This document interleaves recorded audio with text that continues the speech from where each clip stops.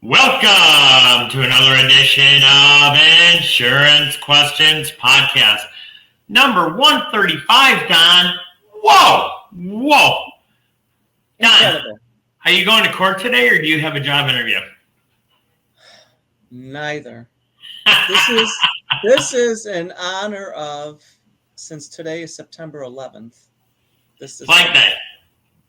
Very nice. Very nice. my patriotism for today. Before I go on, I just want to say all the comments from Eddie Buffalo, Sassy Sarah, and Donnie Lowe are purely for entertainment purposes. Now, my kids live in Prosper, Texas, and I don't know if it's like this in McKinney, Sarah, but their little community, they have flags on everybody that's a veteran in Prosper. Oh, that's cool. Yeah, I thought it was very interesting. I mean, they come and put them up and take them down at every holiday. In front of their homes? Mhm. Oh, that is so cool. That is And very Sarah's got something to say, right, Sarah? Yes, thank you. Like, subscribe, share, follow, do all the things on all the socials. And Eddie really loves the attention, so please feel free to bother him. I don't know about that. Hit that fan mail button, and TikTokers correspond with Eddie. He loves that. He loves your I feedback. don't know where my phone is. And we love to hear that too. So make sure you do that. Like you said, like, share, and we really appreciate all of the viewers and listeners. So thank you so much for tuning in. Hopefully we brighten your day and lighten you a little bit with silly nonsense information and just put a smile on your face. Did you find your phone? I did, and Tyler already said, "Dude, your internet's flying." Well, no. Here's the thing. Why are you doing the side camera thing? I like it. That's And why. I did it so for like when you say something dumb or Donnie says something angry, I can go, really? I didn't know that. I got to watch my wordage. So a couple things I want to say. I forgot to do it on Tuesday's episode, but thank you everybody for the birthday wishes. I turned 25 this past weekend. You're the same age as Sarah. Look at that. Second time. And her birthday's coming up on Thursday, tomorrow. Yeah. And you share a birthday with Becca. Chances of that, Sarah? Excuse What? you. It's not What? Thursday. No, it's Wednesday. Tomorrow is your birthday. No, my The birthday 12th. is not Thursday. Isn't it the 12th? It's not the 12th. I thought your birthday I didn't catch that when you said that yesterday, but it is not Yes. the 12th. When is it? Dun, dun, dun. It is the 14th. My birthday. Oh, I is was so on close. Oh, it's on the so weekend. close, but I'm older now, so I'm getting forgetful. I am Forgetful. 40. Yeah. I have finally reached the age where I have wisdom. You're We so like to smart, think that. Sarah. I love you, Sarah. You're so smart. You're my best little sister I've ever had in the world. My God. So, what's up with this short week for our beloved Buffalo Bills? Well, yeah, it is crazy, but the good thing is because, well, it's probably advantageous for both Miami and Buffalo because they play each other twice a year for how many, since inception. They kind of know the team, so the short week. And plus, it's at night. So, and the only reason I'm saying that last year there was all that hubbub that the game was during the day. And Sarah, check this out, how they made their new stadium. They made it so that the home team is in the shady side and visitors are in the sunny side. I mean, these guys are doing IVs at halftime and like just falling out so bad. So we can't use that as an excuse. I hope Josh's hand is okay. Have you heard anything on that, on his left hand? No, nothing yet. It's sore, I think, but his left hand, thankful it's not his throwing hand. It's funny now that I'm in the Dallas. What's up with that name Metroplex, Sarah? Where'd that come from? Is that what they refer to as Metroplex? Yeah. I didn't hear the first part of the question. What? I said the whole saying, I live in the Dallas Metroplex. Where did that come from? I don't know where that came from. Why would I know where that came from? there? It just covers Dallas. Why is Fort Worth, Dallas all the called surrounding Dallas areas. Metroplex? I will say, with football, yes, I do know that the home is usually in the shady area. What's really great is when we had our game, the school gave us, the visitors, the shady side, which was really, really awesome.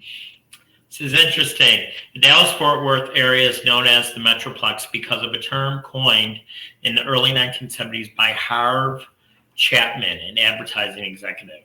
The origin of the term Metroplex is a combination of the words metropolis and complex. It originated in Southern California and may have come to Texas through St. Louis. Interesting. That is interesting. Because that's the first time I ever heard it when I moved here, Don. I'm like, Metroplex, what the heck is that? Wasn't there a Disney movie? I think it was Disney Horrors at the Metroplex. No. Mickey Rooney was in it, and I don't know who else. It's kind of a. You're a lot older than us, Don. I wouldn't know these things. You know who Mickey Rooney is, right? No, I don't, Don. Never heard of that name before in my Sassy life. Sarah, do you know? She might not Mickey know. Rooney? She's probably Googling it right now. No, I've heard of the name. I'm not good with names. I'm better with faces. Let's do a contest, Sarah. You ready? I'm going to ask you. You can Google. Don't get started yet. I'm going to ask Gemini and you. Tell us when to go, Don. Who Mickey Rooney is? Tell us when to go, Don. Go. Who is Mickey Rooney? He was an American actor with a scandalous life and sad decline. He was a legendary American actor with a career spanning nearly 9 decades. He is best known for his portrayal of the wholesome, wisecracking teenager Andy Hardy in a series of films during the 1930s and 1940s. You look like Andy Hardy. He was a versatile actor who appeared in over 300 films throughout his career. 300 films? Singer and dancer. Holy crapatoa. His birthday is September 23rd, 1920, and he died. He's dead, right? He's got to be dead. Yeah. He'd be 104. Look at me with my mathage. He died April 6, 2014. Third time's a charm. All right. I gotta do the hand motions to get Eddie to stop. No, I'm calling you on that because the last episode we did, Donnie stepped all over your words on a portion of it, and you were so sweet and nice to him. Like, Eddie, stop, sir, stop. So look this, sir, stop. I did it to both of you, but since Donnie doesn't do it as often, he had more grace. Thank you. Since you do it all the time, especially when you have Pop-Tarts before the podcast, there's not as much grace, sir. And I didn't even get a bless your heart. Thank you very much, Sarah. Sure. So, well. So anyway, anywho. Let's get serious here. Yes. We did talk about a very important conversation we had last week with our viewers' letters. We're not going to do any new viewer letters today. We're going to kind of go over a little bit what we did last Wednesday and include Sarah in on this. And basically, Sarah, the question was asked by John, 36 years old, from Cleveland, Ohio. I am a man, and I have a whole life policy, and I'm going to be transitioning to a woman. Does this affect the payment of my death benefit when I do pass away? Mm-hmm. I do remember you filling me in on that. And we had the biggest response ever on a show on that. And we've been having trouble with the internet, and it's all taken care of now. So we actually were able to put the video portion of it up yesterday, and it boosted our numbers up to past 20 million, close to 21 million viewers across the 31. Let's start calling it Insurance Question Podcast Network, because that's what it is. I mean, that's what we put together pretty much. Exactly. And so I know you don't like being put on the spot, but because you weren't here on the show, when we started talking about this here, what was the first thing that went through your head? Like, oh my God, I never thought of that. Oh my God, is this a real thing? What was going through your head when we talked about it? Well, so me and my daughter actually had a conversation about it as well. And her and my thoughts were the same thing of like, oh crap, that is something that a lot of people don't think about. And then because insurance likes to deny a lot of things depending on, I know that's a very common complaint a lot of people make in the US about insurance companies, but it's even after you have the surgery and do the transition, let's say you buy it after the fact, right?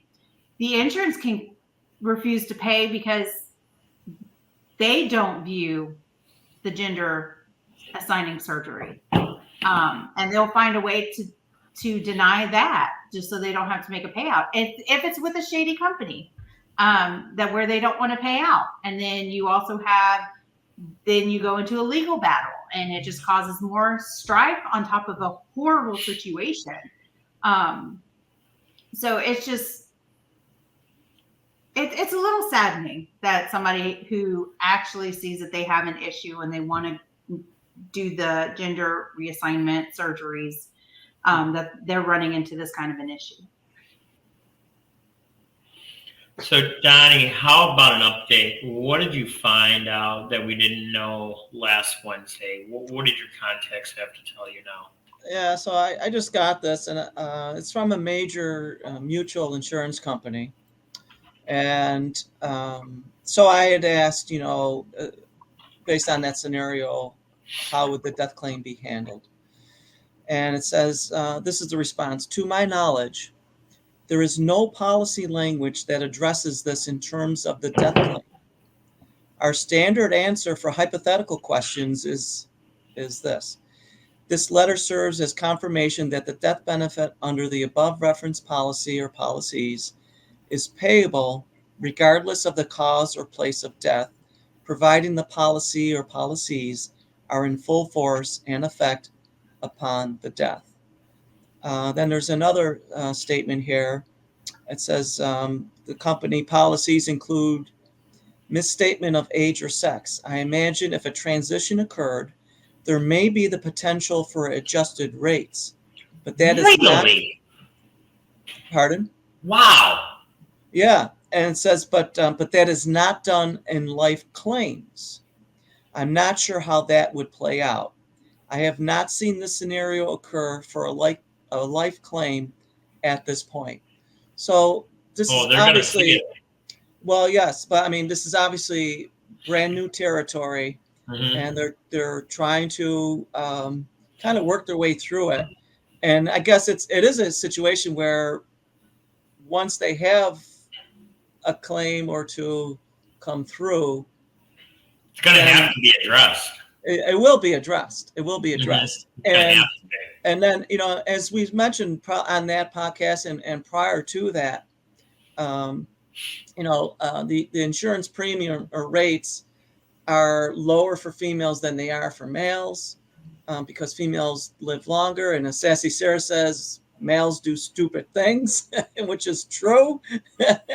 But so, so the question was, well, if I'm a male and I'm transitioning to a female, can I get the female lower premium? And that's what I was thinking as like a loophole for guys to get cheaper rates. Right. But so the answer that I had gotten before was it's the policy will determine what is the current genitalia of the individual to determine the male or female. And didn't you say originally they're going to start asking what were you born as? What, not what parts, but what were you a male or female at birth? No, I don't know. I think they might be considering that, but it's not. So far, with all the policies that I've been writing, that question is not on there yet. But there may be an insurance company that is asking that, but none that I've personally dealt with yet. Well, we're all copycats in the world of insurance, and I'm sure that when this happens to one, it's going to happen to all. Yeah, it's like you need a case to kind of be the precedent to see how it's going to be handled. And who wants to be the first insurance company not to pay out the death claim on something like this? Yeah, I mean, you can bad PR. Yeah, exactly. You can imagine the firestorm that would cause. I can't imagine, to be quite honest with you. So, So it is kind of a work in process, and it is hypothetical to the point where it hasn't happened yet. So It's gonna. it's going to happen, and obviously, once we find out of a case like that, we'll share the information with everybody. It's like the whole, don't stick your head in the sand and be an ostrich.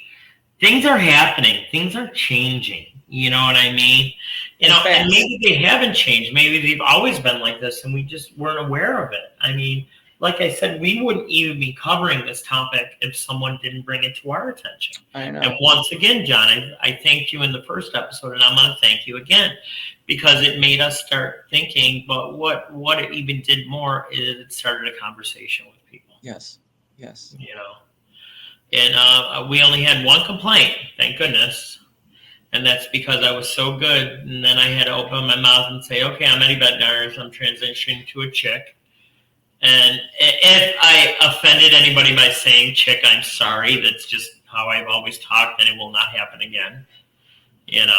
But hold on. So they were upset that you said the word chick, or that you said you were transitioning. And I was the word chick they didn't like. Say it, Sarah. You want to say something? Come on. We got to get a new topic that you get hate mail about. We need it. Do it. I just wish everybody would quit being offended over silly things. Saying the word chick, for people who grew up with the word chick, it's not derogatory. Let me rephrase it. It depends on how it's said. It can be derogatory if it's said in anyways, you just saying that. I'm more confused on that they're focusing on that one word instead of you joking around about transitioning. I would have thought that would have been. And I'm not joking. I'm talking about what could happen. You know what I mean? Okay, so I thought they were joking. That's why I was confused of why they. No, there is no joking on this topic. You just said chick instead of woman. Yes. Or female. Yes.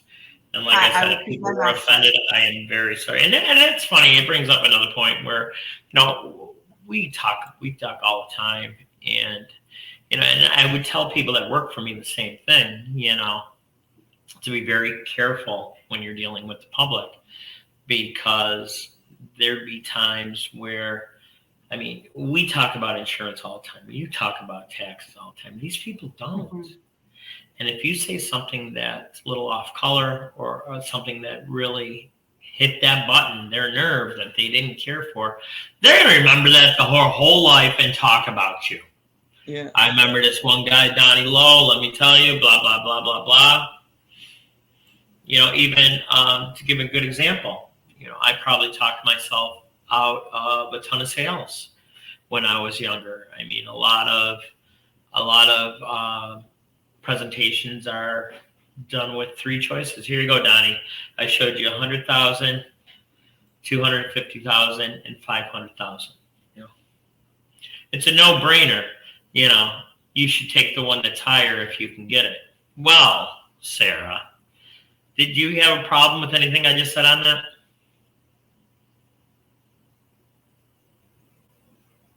No. Well, somebody did. And that's what I'm talking about. It's like everybody just wants to be offended, is what it seems.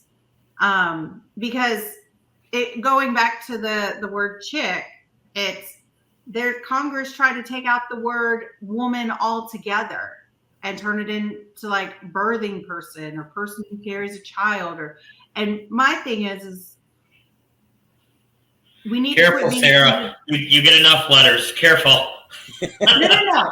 My thing is, I'm all for being respectful to people. Yes. And using it in derogatory terms, yes, that needs to be addressed.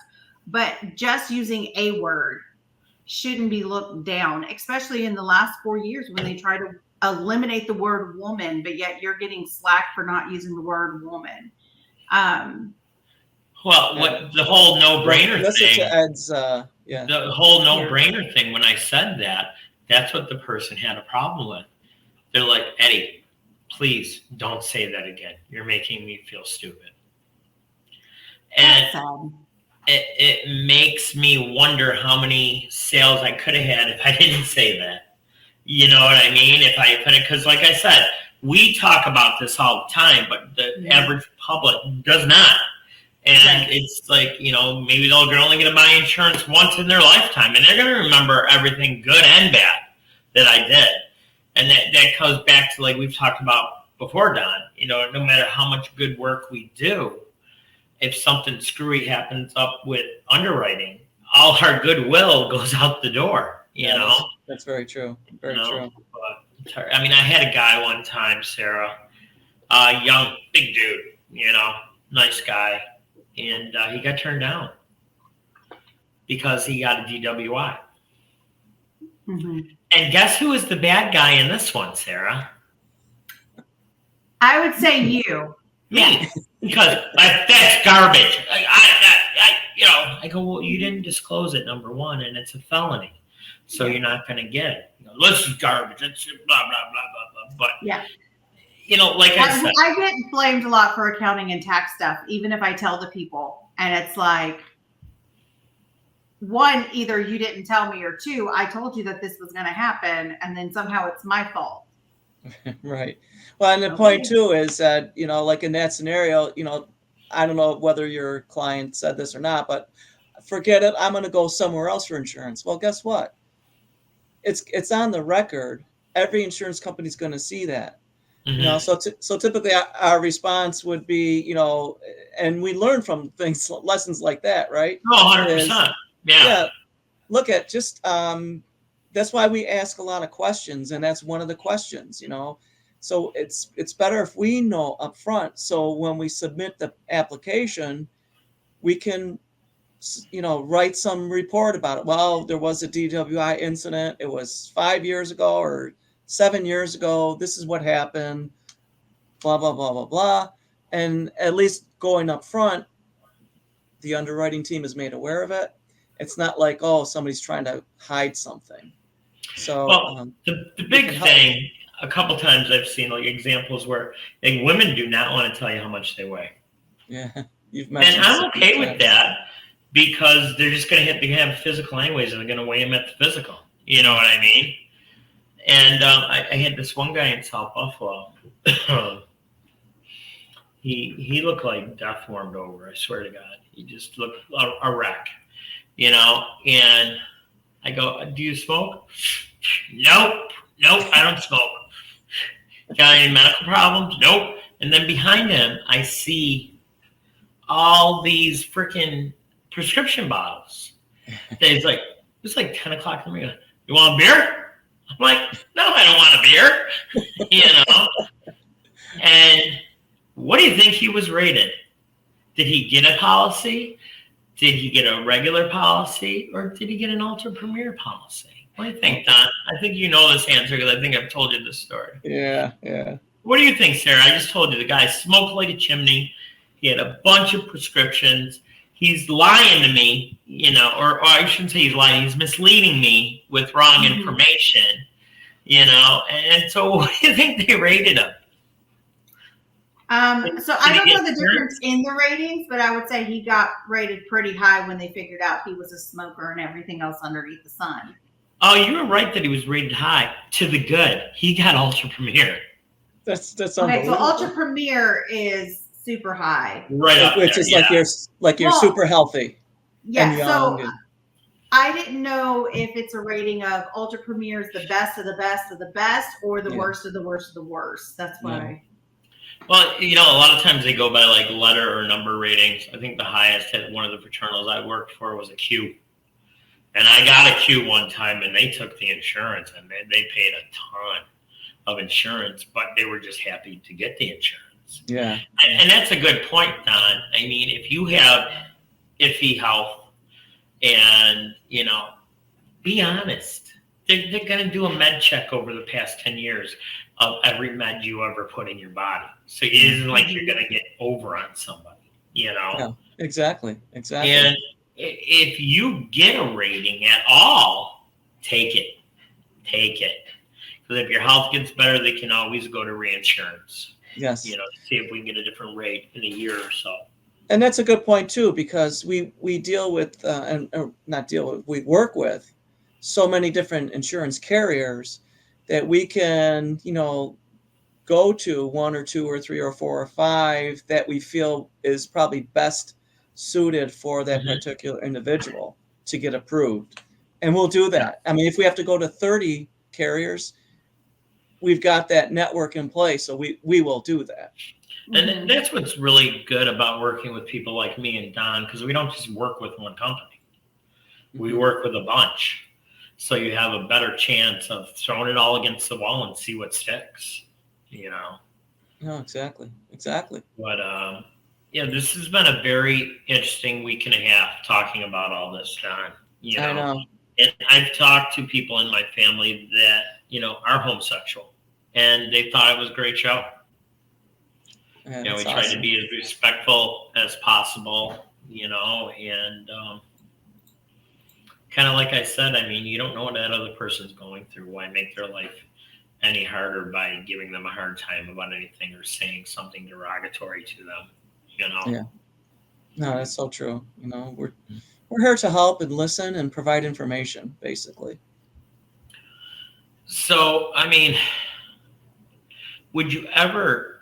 And this is kind of like way out there, but like I said, I went down a pretty deep rabbit hole when I was doing my research, and there was a gentleman that said, "I live as a gay man, and I'm getting my insurance license. That's the market I'd like to go towards." And oh my gosh, Don, the comments were horrendous. Don't do it. Don't do it. You're not going to make any money. Don't do it. You're just going to get people angry. And I'm like, I think that's kind of crappy, because, I mean, we're in the business to help everybody. I mean, if we can't help you, let underwriting tell me that. But right. until then, I'm going to try my best to do whatever I can. I mean, when I do my agent notes, I write a book. Mhm. I write everything that I can about you to help your cause. Right. And No, exactly.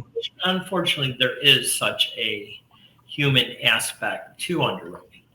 I mean, back in the day, I'll say this till the day I die. Being in New York, the one company I work with, that was the only state you could not submit electronic applications. Mm. And Sarah, the applications, they were like this. They were thick, like that. And we had to rip them all apart, and they were all handwritten. So if I'm an underwriter sitting there doing my job, looking at my computer screen, looking at everything, or I'm sitting there looking through 60 pages of an application, which one are you going to do, Sarah? You know what I mean? The I'm computer not screen. gonna touch the paper one. Yeah, exactly. Exactly. Because I mean, human nature, we all want an easier way of doing things. And if you see something like that, keep that to the end of the day. I ain't gonna look at that one. I'm not saying that happens, but it was a smaller company, so I got to know a lot of the underwriters, so they'd see my stuff, and it was a little bit easier for my folks to get their insurance. So, just so I understand what the statement you made, so somebody had written in or emailed or whatever that they were homosexual and they wanted to get into the life insurance industry, and people are trying to dissuade that person. Yes. Well, my recommendation is, number one, if that's a passion for somebody to help people in this industry, in this arena, go for it. And number two, the LGBTQ plus market, if you want to say it's a market, is huge. And there's a lot of marketing materials geared for that community. So help the people in your community. If that's your community, 100%. you can do so much good for that community. It's the same thing. Like if we've got, there's agents that might be, and I'm trying to think of the proper politically correct terminology, but don't ask Sarah. Of the Asian, I'll just say the Asian market, right? The Asian background. so like you go to New York City as an example with Chinatown, how big it is, how many Asian Americans there are there. Well, I know of extremely successful insurance agents that have the same background. They might be a second or third generation American, but their whole community is the Asian community. They do fantastic business because Yeah. they're helping people within their Right. community. So whether it's, ethnically or like the LGBTQ plus community, whatever it is, if you've got that passion and you feel like you belong in that and you can help serve, by all means, go for it. Go for it. Yeah, because we've talked about this before because we do have kids that have had medical issues their whole life, and I thought it would be a good idea to get the designation to work with people with special needs. Mhm. And I know a couple higher ups, they were like, "Nah, don't do it. You're not gonna make any money. Don't bother." It's like, and that way of thinking. I really didn't like it. I mean, the guy was even younger than me, so I can't even say it was like an old hat saying this, Right. It's like, the way I look at it, Sarah, okay, so say, with Aiden having diabetes, okay, it's going to be a little bit harder for him to get insurance, but we're going to try our best to do so. And if Joe Blow, just say, you signed here, no, kid couldn't get it, forget about it. Who are you going to remember? The guy that just said, whatever, or the guy that went the extra mile to help you and your family? Are you going to do more business with that person? 100%. I can use that actually going even deeper. We've had issues with medical doctors and hospitals. And we've been blessed. They both he's only had 2 doctors for his diabetes. Both gave great information. But the one we have now, he has siblings who was type 1. So he actually experienced it on a personal level. And he's like, hey, do this tip. What about this? Have you tried this? Mm-hmm. Like, so much wealth of knowledge. He can relate to what Aiden's going through. Right. Firsthand. And even though the other doctor was great, this one's just a little bit better because he can provide that personal opinion. Now, they're different hospitals. The one that we're at, it's a great hospital, but I think that they waste a lot of people's time. Don't say a name, Sarah. Don't say a name of the hospital. Please don't. No. I'm not. You need to stop and let me finish. Thank you, sir. You're telling me to stop? Are you kidding me? I'm telling you to stop so I don't get all those freaking emails. I wasn't going to say the name of the hospital. And it's not that they're a bad hospital. It's just that they're calling and sending information for me to update every 90 days. And it's like, we go to the doctor every 90 days. Like, why am I getting phone calls and looking at all this paperwork and doing all this stuff? And when you go in, you have to talk to someone to see if you can use the kiosk. And she looks it up in her system. She's like, yes, go to the kiosk for you to check in. Like, there's so many, it's inefficient. That's the issue I have. Other than that, great hospital. And then the other one, they're just too big and they try to make it corporate and none of the doctors communicate with each other. And for example, he went for a surgery and I was having to teach the nurses how to give insulin. Oh, wow. But I'm paying thousands of dollars for that hospital stay. And it wasn't the first time, it was the second time. But that's nuts. To me, that's why we ended up switching doctors. But I always look at, yes, the person who can give me the best and actually look into the situation and provide great customer service. And because, not only are you spending your money, you're spending your time with that person. 100%. And it's hard-earned money. It's not like a lot of us just are born into wealth and don't understand the meaning of a dollar. Not everybody can be Donnie Lowe, You don't bring in a gold bar on your appointment? No. Yeah, I wish I was born into money and I didn't know the value of a dollar, but it is what it is. Good old Donnie Lowe with his golden pickleball rackets. One of these You days. are we'll so get it jealous of Mr. Donnie about his. I am. If I couldn't be me, I'd want to be him. So anyways, long story. Didn't mean to derail it, but No, that's just okay. my opinion. I like it when somebody has that backstory and actually takes that extra care, because a lot of issues you go through, you need that extra care, because this is a sensitive topic for a lot of people, depending on what type of insurance they're looking for. Sure. And they want to make sure that they make the right decision for the services that they're getting. Okay. Yeah, true. Well, Very I think this is going to be the last time we have a whole episode about this. We'll give updates as we go and as needed in regards to what we're talking about. But I don't want to beat a dead horse either. You know, all the horse lovers out there, it's just a saying. I'm not beating a dead horse or anything real. He's totally It's just doing a that. saying. So, but thank you for joining us today, Sarah. I'm sorry you missed the first show on this topic, but it's good to have another person's views on this, because people are talking about this show big time, you know, because like I said, we didn't know it was an issue until we knew. Yeah. You know? It's the you don't know what you don't know type of scenario there. Exactly. So listen, we're going to wrap up the show. If you like working with people that are just like you, we're the people to see. www.ebiagency.com, 716-541-4118.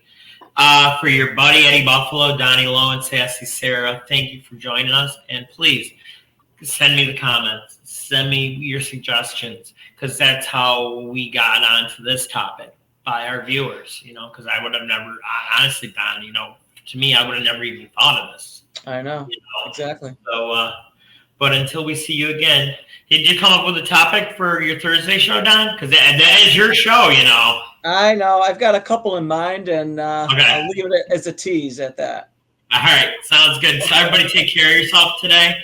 And thank you for watching. We do appreciate you very much. All right, guys. Talk to you later. Take care. Ciao, and God bless on this sacred day.